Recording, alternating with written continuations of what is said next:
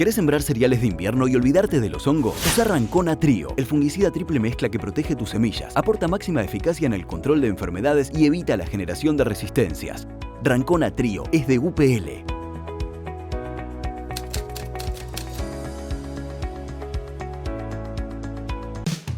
El campo evoluciona, nosotros también.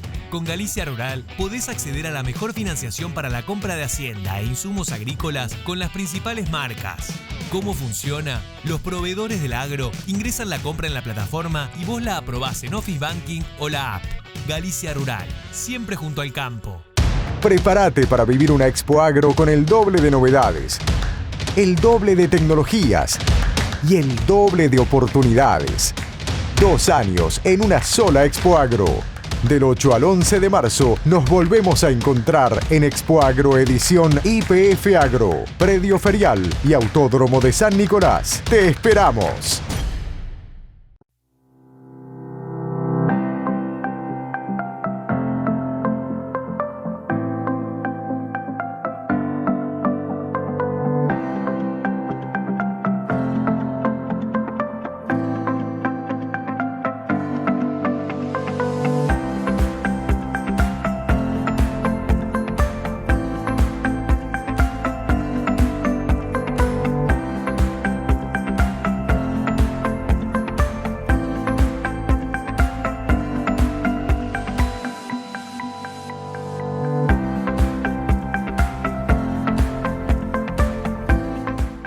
Te contamos con orgullo que Santa Fe, tu provincia, es la segunda provincia que más exporta al mundo y que de los más de 190 países que existen, exporta a más de 135. Y por si no lo sabías, $1 de cada 4 de los que exporta Argentina surge de productos hechos por santafesinos. El gobierno de la provincia lleva adelante un plan estratégico para sostener y potenciar el desarrollo productivo, obras, conectividad, energía, financiamiento, vinculación. Santa Fe, provincia productiva.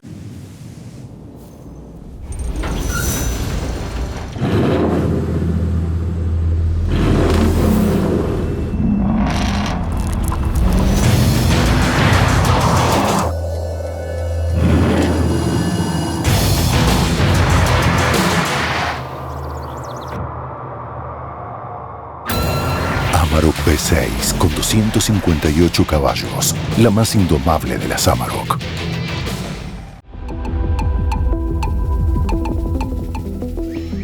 Yara's business is all about the farmer. Farmers need to ensure that the soil is healthy, that it has the right nutrients in it, and that it's sustainable. And it matters because by 2050, the world will have 9 billion people. We need 60% more food, using less land with greater yield, but we cannot produce more emissions.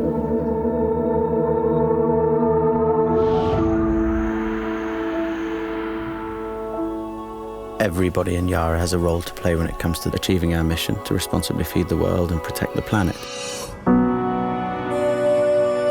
The only way we can do that is if we work together.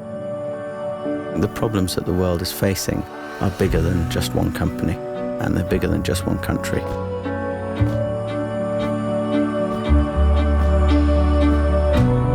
We have to reach across boundaries to solve these things. We've done that throughout our history, and today is no exception.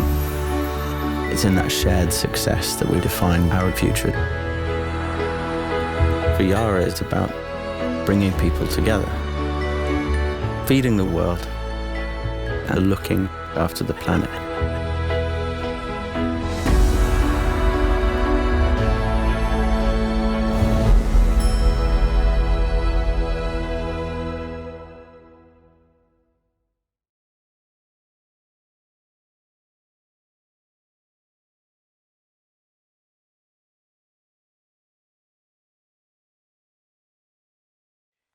Bueno, muy buenas tardes, bienvenidos. Esto es otro Agenda Presil. Mi nombre es Vicky Capielo, estoy junto al flamante Martín Reinaudo. En otra jornada otoñal de Agenda Presil. Oh, jornada otoñal, así es. Estamos en con un soundtrack rockero. Sí, tal cual, que ya podríamos ir cambiando a algo más ayornado a la estación del otoño, algo más tranquilo. ¿Qué te imaginás? Y algo más tranquilo. Bueno, está bien, vamos a ver con qué nos sorprende la producción. Muy bien, bueno, estamos para hablar de qué tema, querido Martín. Tema complejo. Vamos a estar hablando de cómo encarar la fertilización al cultivo de trigo en un año complicado, desde los altos precios, la falta de disponibilidad. Y vamos a estar hablando con Gustavo Ferraris. Un conocido. Un amigo. Conocidísimo. Pasó por miles de congresos de APRESID, por la revista, digamos, yo creo un nombre muy conocido entre todos los que nos siguen. Y Gustavo, justamente, como está muy ocupado, no lo pudimos conectar hoy, pero preparamos una entrevista con él, donde nos fue respondiendo algunas de las principales interrogantes de cómo encarar la fertilización del cultivo de trigo en un año complejo, digamos, por venir no solamente de cuestiones de precios, sino también por un año que pinta ser medianamente parecido al último y al anterior, medianamente seco. Entonces también eso va a ser importante. Muy bien. Antes de entonces ir a escuchar al gran Gustavo, vamos a agradecer a las empresas que nos acompañan. Primero la Bolsa de Comercio de Rosario, que es de donde hacemos esta bella transmisión y otoñal transmisión. Y agradecer a las empresas que, como bien dije, nos acompañan desde que arrancamos. A Banco Galicia, a Volkswagen, a Yara, a Provincia de Santa Fe, a Gleba y a UPL por estar acompañándonos toda esta semana. Pero muy bien. Me trabé ahí. Bueno, si te parece, vamos entonces a escuchar a Gustavo y sus recomendaciones. Dale. Adelante. Bueno, muy buenos días a todos. Mi nombre es Gustavo Ferraris, trabajo en el grupo Manejo de Cultivos de INTA Pergamino. Soy especialista en nutrición de cultivos, fertilidad de suelos y manejo sitio específico de la fertilización y del cultivo en general.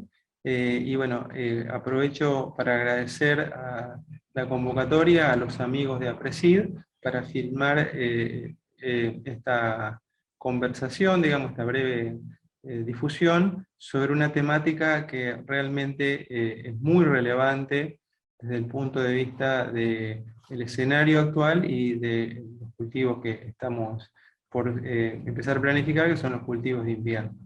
Realmente el trigo, digamos, es un cultivo que en la región, en la zona núcleo, ha ido creciendo mucho, merced a su gran productividad, ha mostrado de la mano del mejoramiento genético y de la mejora en las prácticas de cultivo un incremento de rendimiento que consideramos que es superior incluso a los cultivos de cosecha gruesa, y ha mostrado una singular adaptación a escenarios de precipitaciones restrictivas, un poco por la época del año, donde hay una menor demanda ambiental, y además su característica de generar buena parte de su rendimiento a partir del agua acumulada en el suelo durante el otoño. De modo que probablemente para esta zona central, donde podemos hacer buenos cultivos de invierno y adecuados cultivos de segunda, las rotaciones, como por ejemplo trigo, soja de segunda, se han contado sin dudas entre las más rentables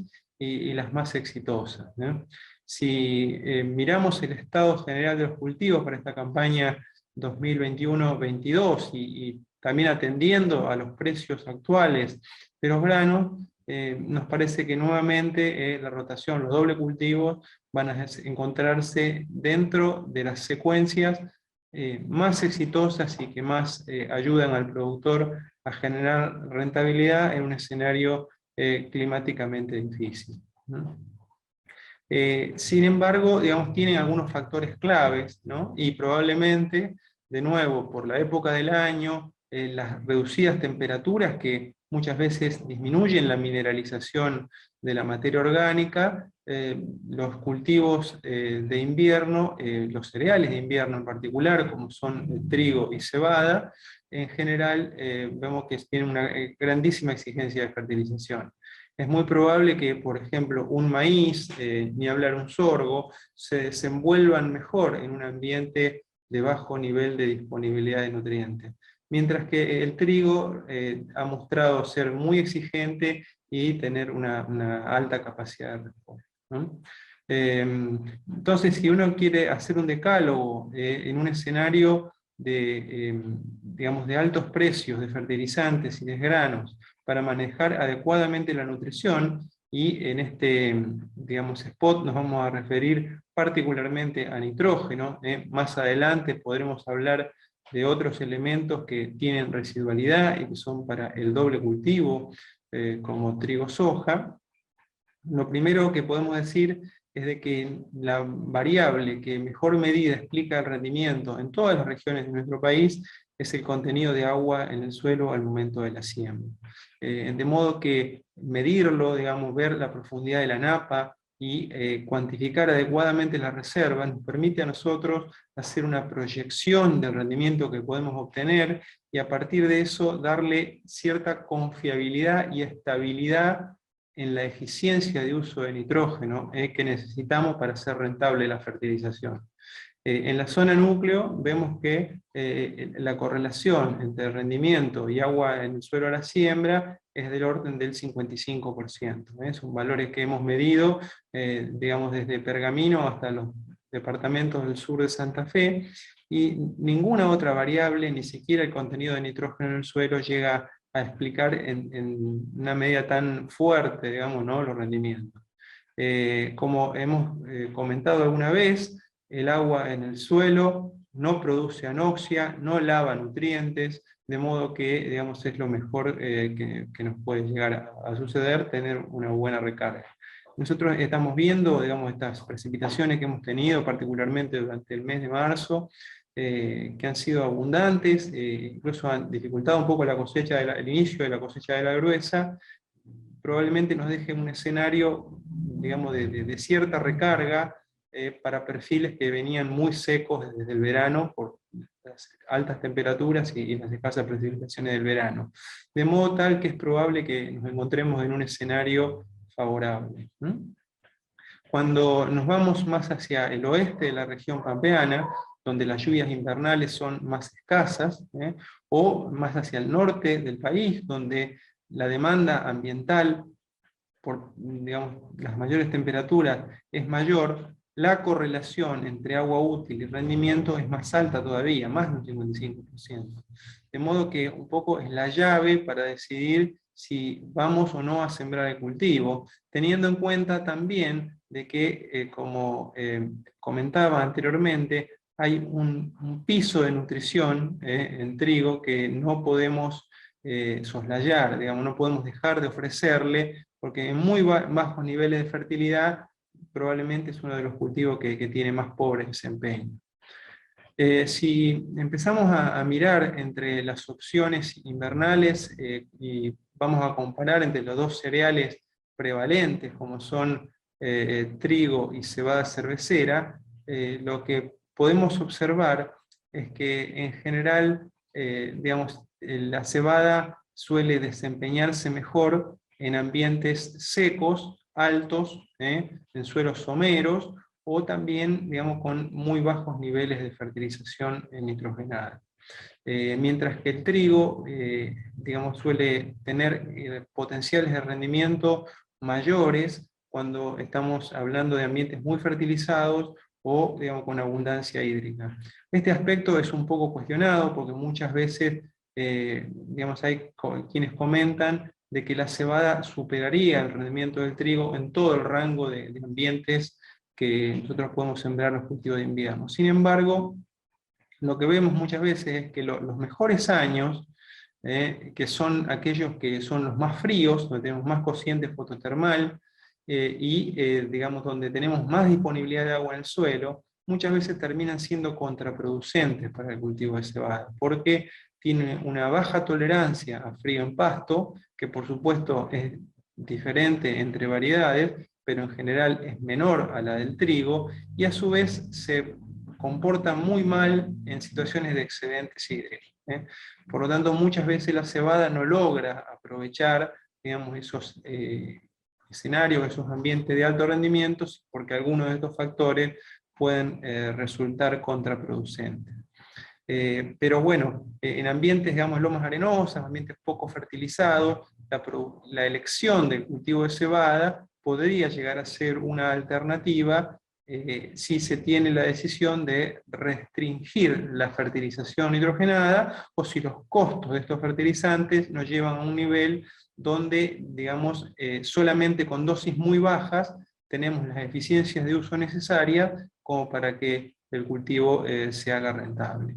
Claro que, digamos, cebadas muy pobremente fertilizadas muchas veces logran sostener rendimiento, pero a costa de una gran dilución de nitrógeno en el grano, dejando proteínas muy bajas que no permiten su comercialización como cervecera, lo cual tiene a su vez un castigo bastante importante, digamos, en el precio, ¿no? Cabe decir también de que la paleta, digamos, de opciones de cultivos invernales en los últimos años se ha ampliado, y podemos encontrar especies que prescinden del nitrógeno, como por ejemplo las legumbres de invierno, en las cuales tenemos también una variedad, podemos elegir arvejas verdes para consumo directo, arvejas amarillas, que tienen más potencial productivo y se usan para la producción de harinas, otras legumbres como lentejas, por ejemplo, que tienen pequeños nichos de mercado y que, bueno, eso permiten prescindir de los fertilizantes nitrogenados. Incluso otras especies como las crucíferas, en particular vemos diferentes especies de brásicas como carinata, camelina, que son utilizadas para la producción de biocombustibles, y si bien, digamos, son cultivos que son ávidos de nitrógeno, muy exigentes de nitrógeno, muchas veces su menor potencial de rendimiento hace que la demanda total, digamos, sea menor, digamos, a la que pueden llegar a tener cultivos como trigo o cebada. No obstante ello, digamos, claramente, digamos, donde nosotros podemos hacer cereales son los cultivos más adaptados, ¿no? Y por supuesto, digamos, el trigo y la cebada son los que tienen más adaptación a la zona central de la región pampeana. En el caso de trigo, digamos, que es el principal cultivo y que más área abarca, lo que podemos comentar es de que las umbrales, digamos, que determinan la dosis óptima económica se han ido corriendo paulatinamente hacia la derecha, o sea, hacia niveles de nitrógeno mayores, dado porque el mejoramiento genético nos fue ofreciendo variedades de más alto potencial de rendimiento. Hasta el año 2014 manejábamos potenciales del orden de 4.000 kilos, 4.500 kilos, con variedades tradicionales, y proponíamos ajustes del orden de 140, 150 unidades de nitrógeno, suelo más fertilizante, ¿no? Mientras que en la actualidad, o podríamos decir de 2014 en adelante, lo cito como un hito porque fue el año donde se empezó a difundir Don Mario Algarrobo, que fue una de las variedades punta de lanza de un montón de variedades actuales, a las cuales le vemos un potencial de rendimiento muy superior, tanto variedades de ciclo largo como ciclo corto, y digamos, nos han permitido alcanzar con frecuencia, digamos, en la zona núcleo, rendimientos del orden de 5, 6, hasta 7.000 kilos por hectárea. Creemos que si empezamos a tener inviernos un poco más benignos, con mayores lluvias y con temperaturas más moderadas, vamos a llegar a esos rendimientos de 6, 7.000 kilos en un gran número de lotes, y para que sea posible lograrlo, vemos que ya la dosis óptima económica se había trasladado a valores cercanos a, por ejemplo, 170, 180 unidades de nitrógeno, suelo más fertilizante. Por supuesto que la dosis óptima económica digamos, se determina a través de un resultado económico, que tenemos que hacer una cuenta para el año, porque para el nitrógeno no esperamos residualidad, y va a resultar del punto donde el ingreso marginal por agregar una unidad más de nitrógeno se iguala, ¿no es cierto?, con el costo marginal. El incremento de los precios de los fertilizantes lleva, ¿no es cierto?, por supuesto, a que necesitemos eficiencias más altas para lograr, digamos, eso, precisamente ese ingreso marginal superior al costo marginal. Eso va llevándonos a ajustes más bajos. Sin embargo, lo que hay que decir es que ese aumento de los fertilizantes se ha dado a la par de un incremento muy sostenido también en el precio de los cereales, de modo que las relaciones de precio no están tan alejadas de los valores históricos. Están aproximadamente un 20% más desfavorables según el precio que tomemos de la fuente nitrogenada, puede ser entre, digamos, según el momento que lo tomemos, según la fuente que tomemos, pueden oscilar entre valores de prácticamente el valor histórico hasta un 20% más caro. Pero no, digamos, entonces todavía, digamos, tenemos un margen para seguir fertilizando si lo vamos a hacer adecuadamente. Lo que sí es que, obviamente, el valor de la apuesta ha aumentado considerablemente y lo que necesitamos precisamente es ser eficientes. Entonces, tenemos que aplicar todo el conocimiento que se ha generado durante estos años como para tomar buenas decisiones agronómicas.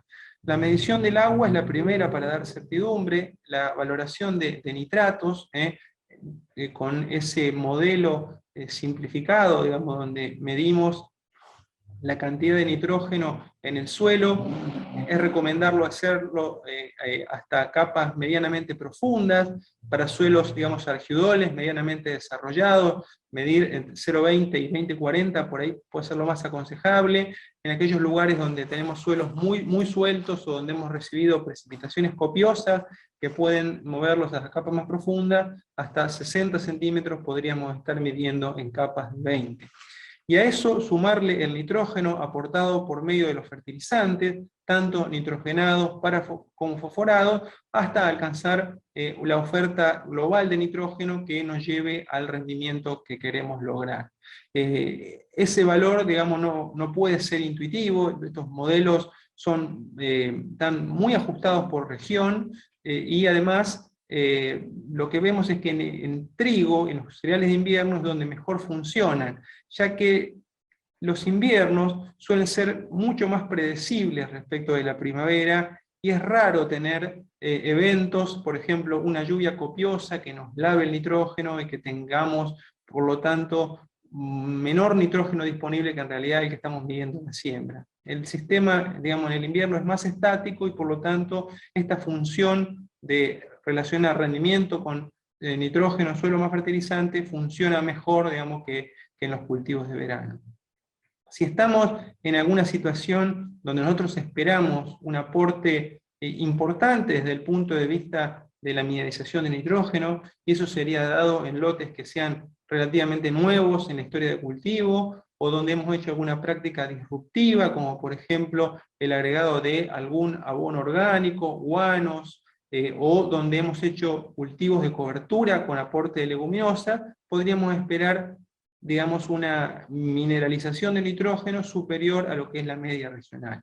Y entonces podemos complementar ese nitrógeno en forma de nitrato con la medición de algún estimador de la mineralización, siendo uno de los más comunes la determinación del nitrógeno anaeróbico, ¿no?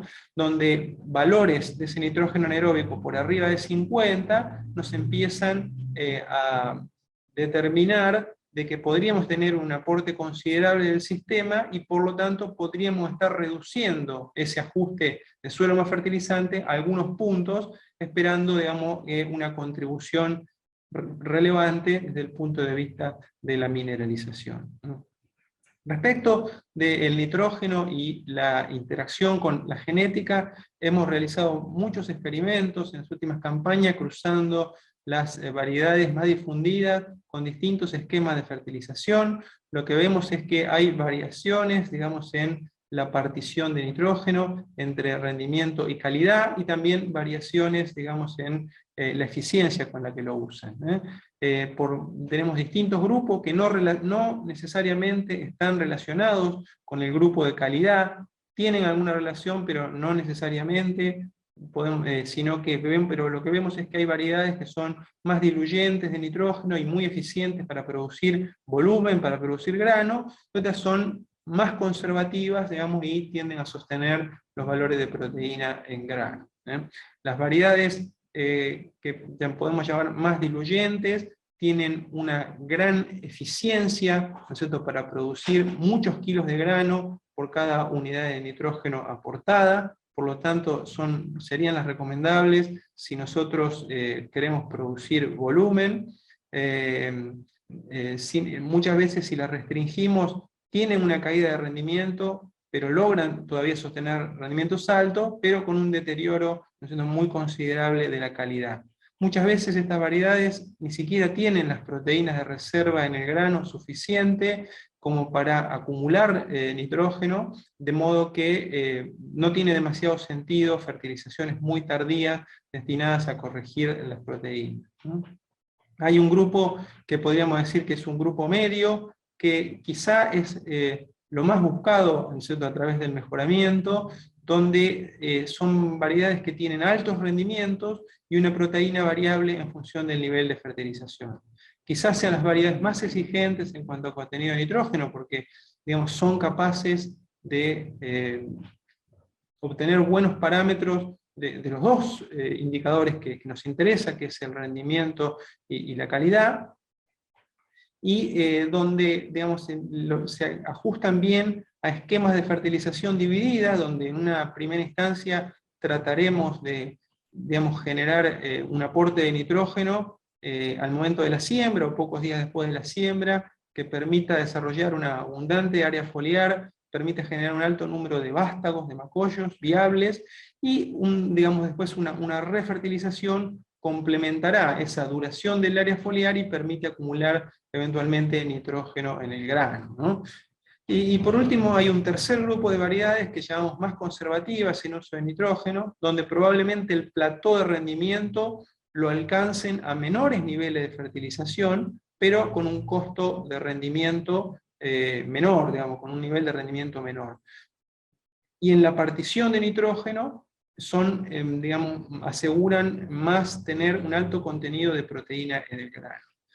Desde el punto de vista biológico, las variedades que producen alto volumen con baja proteína, digamos, son las más eficientes, digamos, ¿no? Son las que producen más grano por unidad de nitrógeno aportado. Muchas veces, como decíamos, a costa de un deterioro importante en el nivel de calidad. Mientras que, y la recuperación total de nitrógeno, el porcentaje de nitrógeno brindado que termina en el grano, también suele ser mayor en estas variedades diluyentes o medianamente diluyentes, es decir, en el grupo 1 y 2 de lo que nosotros mencionábamos.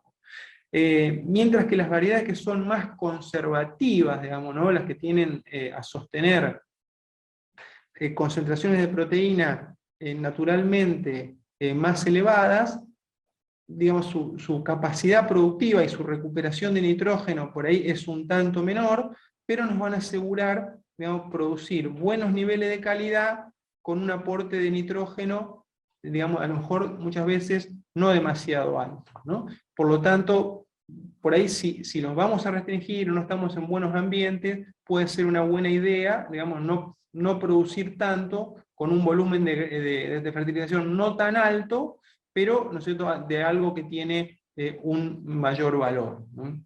Con respecto a la tecnología de fertilización, que es algo que recurrentemente también tenemos muchas preguntas, yo creo que no hay una decisión única para las distintas regiones de nuestro país. En aquellos ambientes donde tenemos inviernos más crudos, más continentales, con menores lluvias, como puede pasar, por ejemplo, en el oeste de la región pampeana, región de Córdoba, centro de Córdoba, el este de La Pampa, la zona más, digamos, seca de lo que sería la provincia de Buenos Aires, el sudoeste de Buenos Aires, y con potenciales de rendimiento de hasta 4.000 kilos por hectárea, la fertilización única, o en una sola vez, hecha al momento de la siembra e incorporada, quizás sea la forma, digamos, más exitosa, sincronizando la disponibilidad de humedad con el aporte de nitrógeno.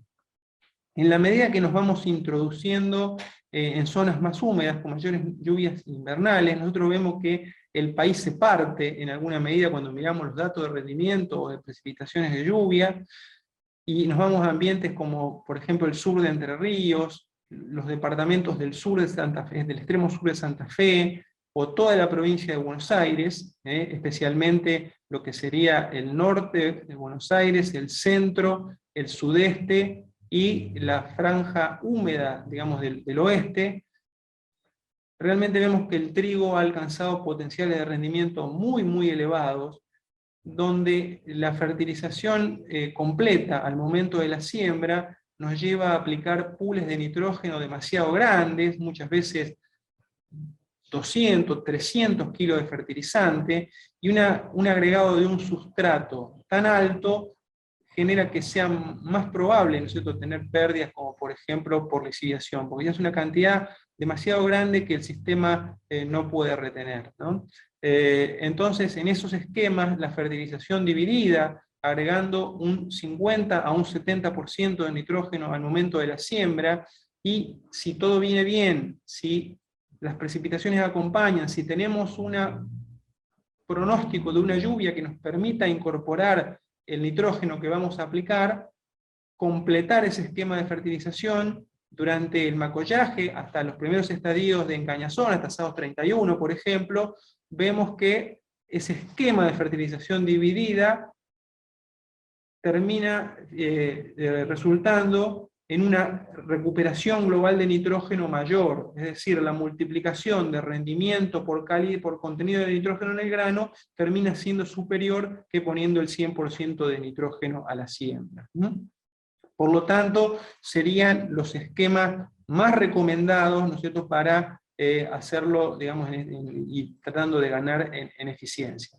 La primera aplicación, digamos, si se tiene la disponibilidad, si está la posibilidad, podría hacerse incorporada para poner directamente el nitrógeno en la solución del suelo, y en la segunda esperar la oportunidad, digamos, de un pronóstico climático, que en los inviernos suelen ser bastante predecibles. En la zona núcleo, por ejemplo en el norte de Buenos Aires, tenemos, como sucedió en la última campaña, al menos una lluvia mensual, en los meses de julio, agosto, ¿no es cierto?, donde realmente tenemos generalmente oportunidades para esa segunda aplicación de nitrógeno, y vemos como resultado que tenemos rendimientos iguales o superiores, ¿no es cierto?, que poniendo toda la siembra, y, ¿no es cierto?, con un mejor nivel de proteína en los granos. Finalmente, digamos, la consulta respecto de las fuentes que podemos utilizar, por supuesto que tenemos fuentes más susceptibles a volatilización, como es el caso de la urea, donde podemos llegar a, si el invierno está excesivamente seco, pasan muchos días hasta la próxima lluvia, o no hay un pronóstico en puerta, podemos llegar a tener alguna pérdida por volatilización. Hay fuentes de un comportamiento intermedio, como son los líquidos o las ureas tratadas con inhibidores de la volatilización, que funcionan muy bien, y otras fuentes que directamente, digamos, son inmunes, o que tienen bajísimas pérdidas, como sería el nitrato de amonio, ¿no es cierto?, o eventualmente algunas otras fuentes que combinan nitrógeno con otros elementos, como podría llegar a ser, por ejemplo, el sulfato de amonio. Cabe decir de que esas pérdidas por volatilización son proporcionales a la temperatura, por lo tanto, los cultivos de invierno son aquellos donde resultan de menor magnitud este tipo de pérdidas, comparado con lo que podríamos tener en la primavera o en el verano cuando fertilizamos cultivos de segunda. De modo que las diferencias entre fuentes se hacen importantes solo en condiciones que sean muy restrictivas. Finalmente, digamos, hoy contamos, digamos, con la aparición de una variedad de fuentes de uso foliar para estadios tardíos del cultivo. La recomendación de dosis y concentración de nutrientes determina un rango amplio de aportes. En algunos casos están combinadas con otros nutrientes, como por ejemplo micronutrientes, zinc, activadores fisiológicos, donde incluso ese nitrógeno en pequeñas cantidades está destinado más que nada a incrementar rendimiento, y tenemos otras, digamos, ¿no?, que son fuentes más bien del tipo de commodities puestos en solución para aplicación foliar, que hacen un aporte un poco más importante y que, digamos, sirven para lograr incrementos de rendimiento o proteína, haciendo aplicaciones puntuales en un estado del ciclo que dependerá del proceso que queremos mejorar. Si lo hacemos, por ejemplo, buscando rendimiento, entre sábados 33 y sábados 39 puede ser el estado ideal, digamos, en cañazón hasta hoja bandera, y para mejorar directamente calidad de hoja bandera en adelante. Pero, digamos, sin reemplazar la fertilización inicial, puede ser un complemento interesante, ¿no es cierto?, para mejorar procesos puntuales que la nutrición inicial no haya logrado cubrir. Bueno, con esto, digamos, brindamos un panorama más o menos general del uso del nutriente. Creo que estamos en una etapa donde debemos utilizar todo el conocimiento que hemos generado, ¿no? Y tenemos un montón de información en las distintas regiones que realmente, si las ponemos en práctica, nos va a permitir hacer usos muy eficientes de nitrógeno y no prescindir de una práctica tan relevante. Por último, y para finalizar, voy a hacer la última recomendación que tiene que ver con la tecnología y la aplicación, que es el uso del manejo sitio específico de la fertilización. Muchas veces, las grandes ineficiencias a nivel del presupuesto global de fertilizante vienen dadas por la fertilización en sectores poco productivos. Bajos encharcables, lomas arenosas, lugares con suelos someros, donde tenemos bajísima productividad y por comodidad, porque no se dispone, porque la logística nos hace trabajar con mucha premura, se terminan fertilizando igual que las mejores áreas del lote. Todo el fertilizante que ponemos en ese lugar es un desperdicio, muchas veces un fertilizante que no va a cumplir con los objetivos que nosotros nos hemos planteado. Entonces, empecemos por reconocer esas zonas de manejo diferentes y tratarlas distinto. Creo que es el primer paso que tenemos que dar en una mejora, digamos, en la eficiencia, antes que estar restringiendo todos los ambientes de manera uniforme. Si nosotros tenemos un fertilizador, una sembradora que puede aplicar dosis variable, es fácil hacer una prescripción y llevarlo a la práctica. Si no es eso, bueno, manejémoslos por ambiente, recortando y separando esos ambientes de los otros más productivos. Y, bueno, aplicando a cada sector del campo su función de respuesta específica, buscando menos rendimiento en los sectores más restrictivos y más productividad en los ambientes más favorables, creemos que podemos cumplir, digamos, con los objetivos de finalizar la campaña con una alta eficiencia de uso de nitrógeno, que es lo que queremos lograr. Bueno, escuchamos atentamente lo que tenía para contarnos Gustavo Ferrari, que seguramente en algún otro programa del año podemos sumar en vivo. Y ahora nos metemos a ver un recorte que filmamos en Expoagro en esta última edición, que, como si nos vienen siguiendo, ya hemos compartido con ustedes muchos de los videos que hicimos en distintos stands, justamente, y vinculado al tema de nutrición y optimización en la aplicación de nutrientes. Vamos a ver lo que nos contaba Esteban Giamalva de Fertec cuando visitamos su stand. Así es. Y bueno, Esteban nos va a contar un poquito acerca de tecnologías que justamente apuntan a ser más preciso, a bajar en las pérdidas, digamos, a ser cada vez más finos en el manejo de nutrientes, que es algo importante. Muy bien, si te parece entonces vamos a ver el material. Dale, dale, vamos a vernos a nosotros más bronceados allá por Expoagro. Te prohíbo decirme eso. Adelante, vamos a verlo. Estamos acá en Expoagro, me acompaña Esteban Giamalva, gerente de comunicación y marketing en Fertec. Así que bueno, Esteban, ¿cómo están viviendo la muestra? Volver después de 2 años, ¿cuáles son esas sensaciones? La verdad que muy positivas, muy contentos, volver a estar acá. Es parte del sector, es parte del ecosistema del agro. Las exposiciones son un hito dentro de la agenda anual del agro y extrañábamos Expoagro, extrañábamos el movimiento que se da acá y la posibilidad que nos da este predio a todo el sector a expresar todo el potencial que tenemos, que es enorme. En la previa veíamos todo el movimiento de maquinaria, de gente, realmente es muy grande. Y volver a vernos la cara, a darle la mano a los clientes, a toda nuestra redistribución que está presente, realmente es muy gratificante. Esteban, bueno, a ver, la verdad que el stand lo armaron, está muy bueno, está lleno de modelos. Nos encontramos acá, adelante de alguno de los más llamativos quizás, así que por ahí, digamos, estaría bueno que nos cuentes, primero, digamos, en líneas generales sobre Fertec, su misión, digamos, y qué los impulsa a seguir desarrollando. Y después, bueno, hablamos un poquito acerca de lo que tenemos atrás, pero primero me gustaría que nos cuentes eso. La innovación es parte del ADN de Fertec.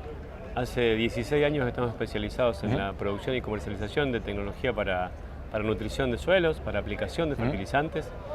Introdujimos innovaciones que no existían en el mercado de la fertilización en Argentina y a partir de ahí nuestra tecnología evolucionó 6 veces. Esto que estamos viendo aquí de atrás es la serie 6 que presentamos en Expoagro 2020.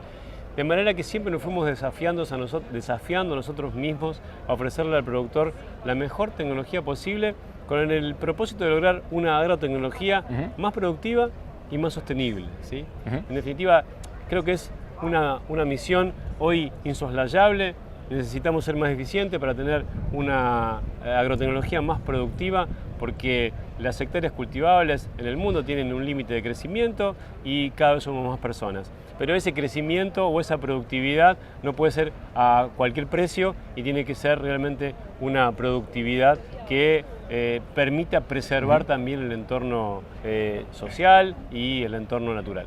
Esteban, y ya entrando en características técnicas, digamos, hablando de la Serie 6, como bien vos decías, ¿qué es, digamos, lo que lo lleva a desarrollar esta nueva innovación? Digamos, o sea, el productor me imagino que busca capacidad operativa, confort, máquinas cada vez más precisas, digamos, ¿cuáles son algunos de los atributos más destacables de este lanzamiento?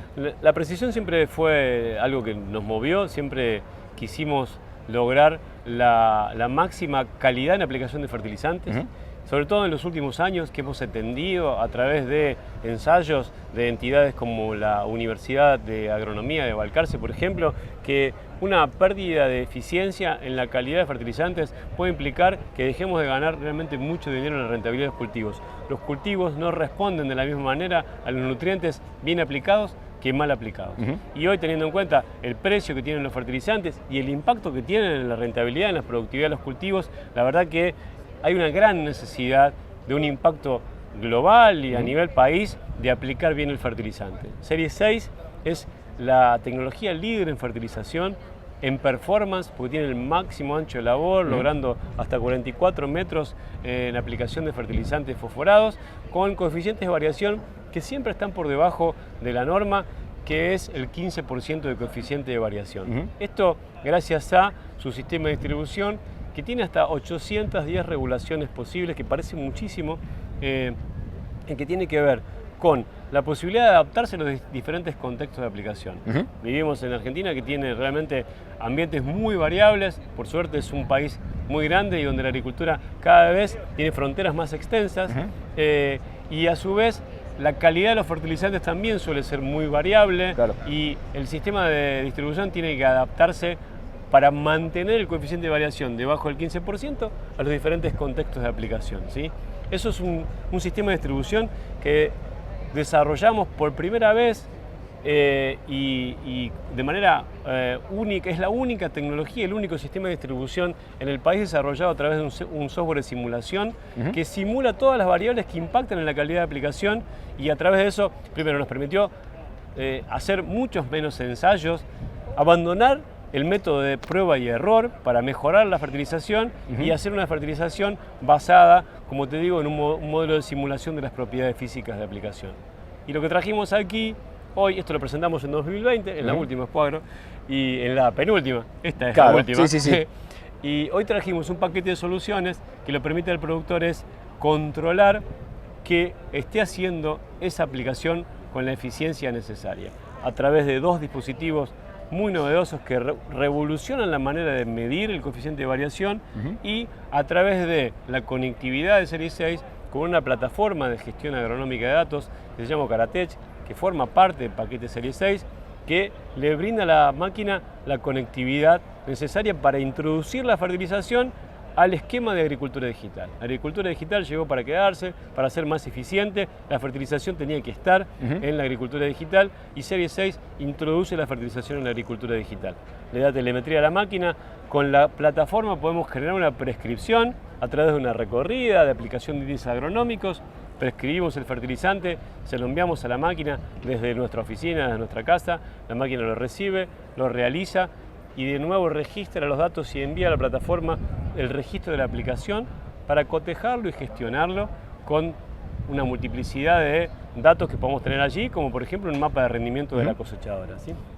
Lo que realmente nos permite, con ciencia de datos, mejorar la eficiencia y aprender todo lo que nuestro suelo tiene para dar y lograr realmente su máximo potencial.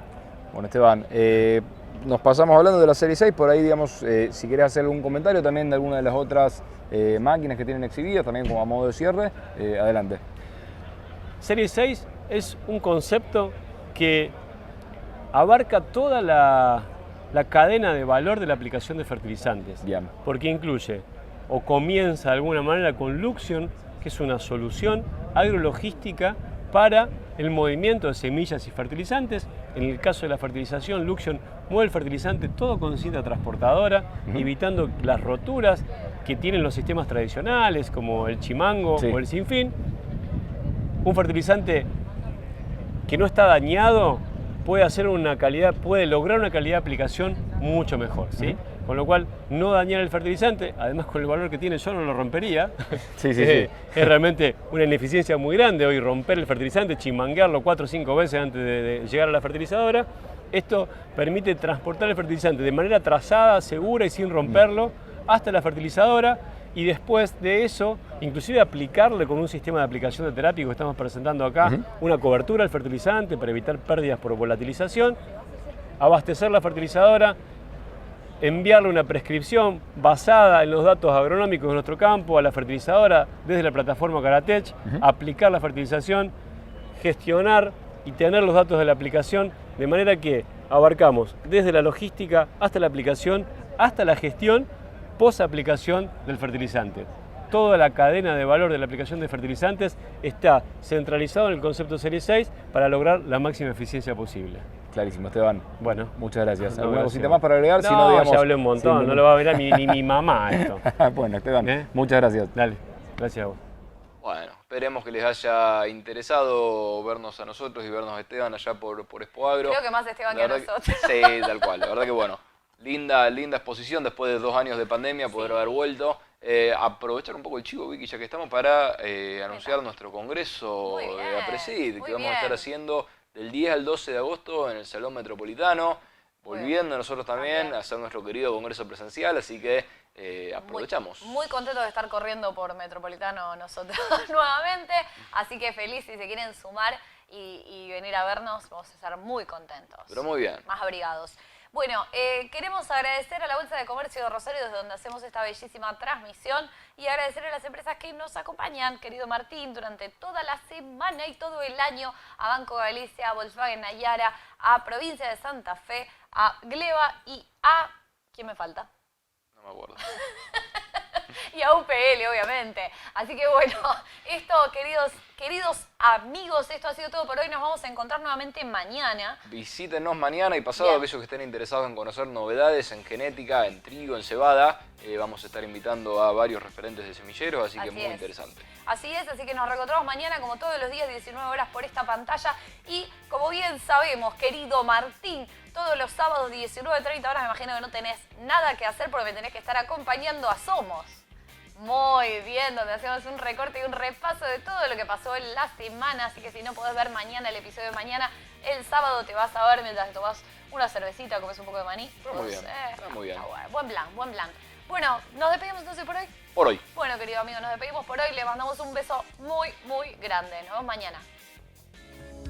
¿Querés sembrar cereales de invierno y olvidarte de los hongos? Usa Rancona Trio, el fungicida triple mezcla que protege tus semillas, aporta máxima eficacia en el control de enfermedades y evita la generación de resistencias.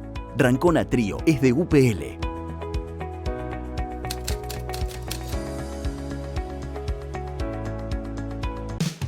El campo evoluciona, nosotros también.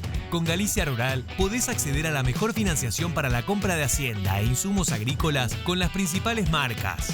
¿Cómo funciona? Los proveedores del agro ingresan la compra en la plataforma y vos la aprobás en Office Banking o la app. Galicia Rural, siempre junto al campo. Prepárate para vivir una Expo Agro con el doble de novedades, el doble de tecnologías y el doble de oportunidades. 2 años en una sola Expo Agro. Del 8 al 11 de marzo nos volvemos a encontrar en Expo Agro edición IPF Agro, Predio Ferial y Autódromo de San Nicolás. ¡Te esperamos!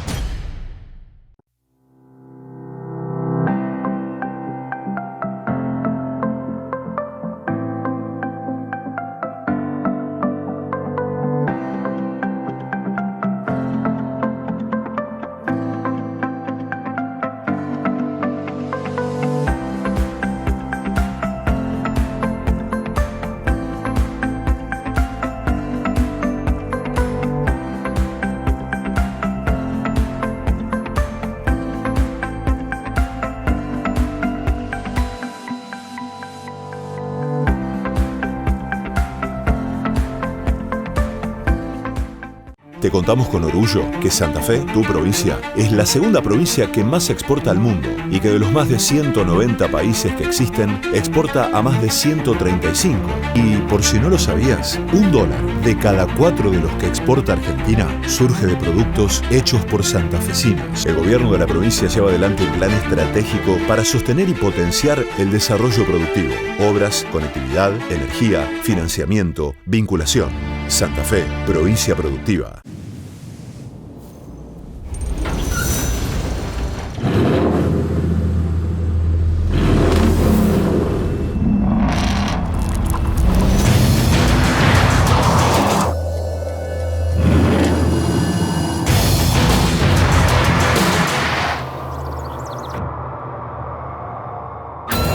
Amarok V6 con 258 caballos, la más indomable de las Amarok.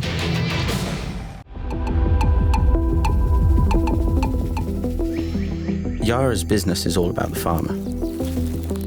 Farmers need to ensure that the soil is healthy, that it has the right nutrients in it, and that it's sustainable. And it matters because by 2050, the world will have 9 billion people. We need 60% more food, using less land with greater yield, but we cannot produce more emissions.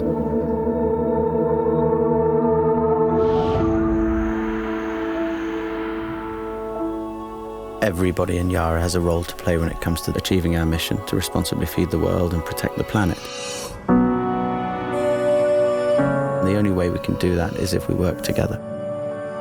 The problems that the world is facing are bigger than just one company, and they're bigger than just one country.